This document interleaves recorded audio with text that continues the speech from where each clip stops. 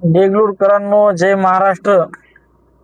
मी आता दिनांक 18/5/2026 नवीन आंदोलन, आगळं वेगळं आंदोलन। मी आज 24 महिने झालं तोंडी व लेखी तक्रार गट विकास अधिकारी व तहसीलदार साहेब यांना करीत आहे व दिलेलो आहे। त्यांनी माझ्या विषयासंदर्भात 2 ते 3 वेळेस पत्र काढलेले आहेत। गावात येऊन जागेची चौकशी केलेली आहे। आमच्या गावात गाव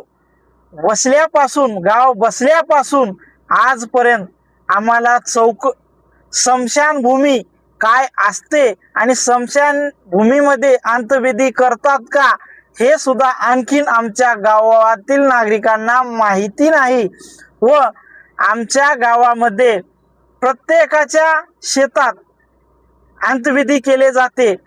1 ते 1.5 फूट चिखलामध्ये पाय जातात पावसाळ्या सीझन मध्ये, आणि अक्षरशः ज्यांना शेत नाही त्यांची अंत्यविधी कुठे करायची आजपर्यंत। आणि माननीय मंत्री चंद्रशेखर बावनकुळे साहेब यांनी जिथं गाव तिथं स्मशानभूमी असा उल्लेख केलेला आहे। जिथं जागा नाही तिथं तातडीनं जागा उपलब्ध करून द्या असे आश्वासन मंत्री बावनकुळे साहेब यांनी देऊन सुद्धा देगलूरचे तहसीलदार साहेब यांनी व गट विकास अधिकारी साहेब यांनी आजपर्यंत निपाणी सावरगाव याची दखल घेतलेली नाही।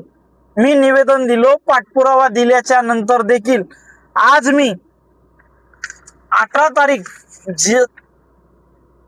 जसं अंत्यविधीला जातात त्याच अंत्यविधीच्या तयारीमध्ये मी मखरमध्ये मडक जे नियोजन त्या साहित्याचं काय असते त्या साहित्यामध्ये आज मी 18 तारखेला अंत्यविधी या पोझिशन मध्ये जाऊन मकर या ठिकाणी तहसील कार्यालयाच्या समोर माझं आमरण उपोषण त्या मकरामध्ये राहणार आहे। मी आज तहसीलदार साहेब यांना भेटायला गेलो असता त्यांनी असं निवेदन घेतले आणि बघले तुम्ही करू शकता, काही अडचण नाही। त्यांनी काम करतो असे आश्वासन तर देतच नाहीत, आणि जर निवेदन असे जर दिलं तर त्याला बघून इग्नोर करायचं काम हे तहसीलदार साहेब देगलूरचे करत आहेत। मी 18 तारखेला आंदोलन करणार आहे आगळं वेगळं, व यामध्ये प्रशासनाने दबाव घालण्याचा प्रयत्न केला म्हणजे आगळं वेगळं वळण जर त्या आंदोलनाला गालगोट लावण्याचा प्रयत्न जर प्रशासनाने